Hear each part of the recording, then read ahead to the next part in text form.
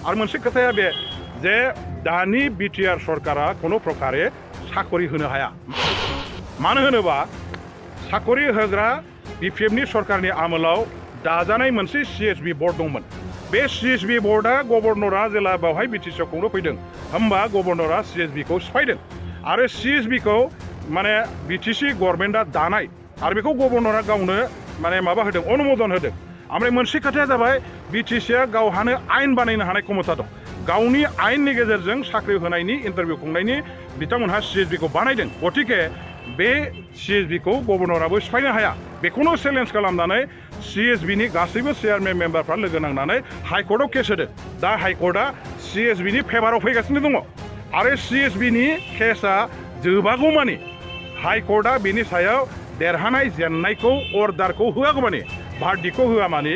बेवहाय सिएसबि बायदि इन्टारभिउ खुंग्राफ्रा खुनु बेबायदि मोनसे बर्ड सर्ट बानायब्लाबो बे इन्टारभिउ खुंनो हानाय नङा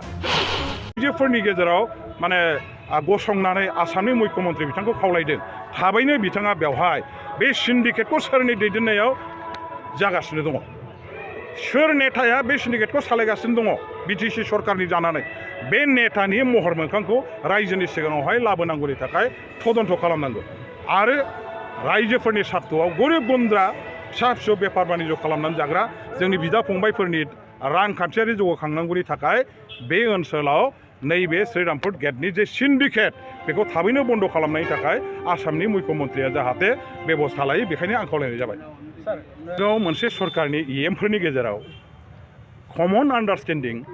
आरो कमन मोनसे बे रोखोम माने कमिउनिकेसन जुदि गैलायलायाब्ला मा सुस्थिर गभर्नमेन्ट सालायनो मा सुस्थ गभर्नमेन्ट सालायनो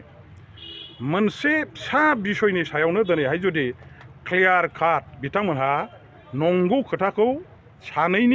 नेतानि जाय नेताफ्रा दिनैहाय बिटिसिनि हाजार हाजार रायजोफोरखौ खुंगासिनो दं जाय नेताफ्रा दिनै बिटिसिखौ खुंगासिनो दं बे नेताफ्रा सानै नेतानि खुगानिफ्राय जुदि आलदा आलदा बाथ्रा ओंखारोबा बिसोरनि गेजेराव जे खुनु गोरोबलायनाय गैया जों जे दा बुंबाय थादों जे बे नेताफोरनि गेजेराव गावस्रालायजोब्बाय रावबो रावजोंबो जेबो सोमोन्दो गैला रावबो रावजोंबो जेबो माने बिथांमोनहा कमिउनिकेसन गैलायलायला जगाजग गैलायलायला रावबो रावखौबो मानिलायनायाव गैला इएमआबो माने एमसिएलएखौ मानिया एमसिएलएआ इएमखौ मानिया सोरबा इएमआ सिपखौ मानिया सोरबा इएमखौ दला मानिया सोरबा इएमआ दलखौ मानिया बेबायदि जे बिसोरनि गेजेराव जागासिनो दं आरो बेनो दिनैहाय बे सानै नेताया एखे जायगायाव गसंनानै मोनसे बिसयनि सायाव एखेलगे मोननै बेबायदि फाराग गोनां माने बाथ्रा बुंनायानो रोखा प्रमाण गतिके बिसोरनि गेजेराव गोरोबलायनाय गैया बिनि मोनसे प्रमाणखौ दिनै नोंथांमोनहा बेनिफ्राय मोनबाय आरो मोनसे खोथाया बे जे दानि बिटिआर सरकारा कोनो प्रकारे साकरि होनो हाया मानो होनोबा साकरि होग्रा बिपिएफनि सरकारनि आमोलाव दाजानाय मोनसे सिएसबि बर्ड दंमोन बे सिएसबि बर्डआ गभर्नरा जेला बेवहाय बिटिसिआव खुंनो फैदों होमबा गभर्नरा सिएसबिखौ सिफायदों आरो सिएसबिखौ माने बिटिसि गभर्नमेन्टआ दानाय आरो बेखौ गभर्नरा गावनो माने माबा होदों अनुमोदन होदों ओमफ्राय मोनसे खोथाया जाबाय बिटिसिआ गावहानो आयेन बानायनो हानाय क्षमता दं गावनि आयेननि गेजेरजों साख्रि होनायनि इन्टारभिउ खुंनायनि बिथांमोनहा सिएसबिखौ बानायदों गतिके बे सिएसबिखौ गभर्नराबो सिफायनो हाया बेखौनो चेलेन्ज खालामनानै सिएसबिनि गासैबो चेयारमेन मेम्बारफ्रा लोगो नांनानै हाइकर्टआव केस होदों दा हाइकर्टआ सिएसबिनि फेभाराव फैगासिनो दङ आरो सिएसबिनि केसआ जोबागौमानि हाइकर्टआ बेनि सायाव देरहानाय जेननायखौ अर्डारखौ होआगौमानि भार्डिक्टखौ होआमानि बेवहाय सिएसबि बायदि इन्टारभिउ खुंग्रा खुनु बेबायदि मोनसे बर्ड सर्ट बानायब्लाबो बे इन्टारभिउ खुंनो हानाय नङा दिनै जों खोनादों बिटिसिआव बिथांमोनहा सिआरबि सेन्ट्रेल रिक्रुटमेन्ट बर्ड बानायदों होनना बुंदों बे सिआरबि बानायनायाबो बिथांमोनहा बानायदोंसो हय खिन्थु इन्टारभिउ खुंनो हानाय नङा मानो होनोबा सिएसबिनि केसआ दिनै जोबागौमानि साख्रि होग्रा बे कमिटिया साख्रि खुंनो मोना बेनि बे भार्डिक्टआ फाइनालि ओंखारागौ माने बेवहाय नों जेखि कमिटि बानाया मानो साख्रिनि होनायनि इन्टारभिउ खुंनायनि खुनु प्रक्रियाखौ नों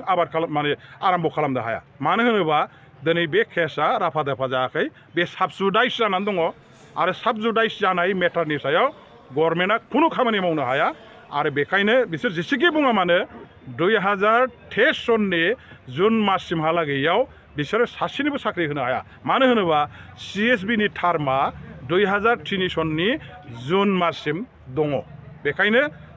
बे माने बोसोरहालागै बे दानहालागै बिथांमोनहा जेखि कमिटि बानाया जों साख्रि होनसै इन्टारभिउ खुंसै होना मानो इन्टारभिउबो खुंनो हाया साख्रिबो मोना खुनु बेखायनो जोंनि सेंग्रा सिख्लाफ्रा साख्रि मोननायनि आसाजों बे सरकारनि बांसावनाय बाथ्राजों गोजावफानो नाङा।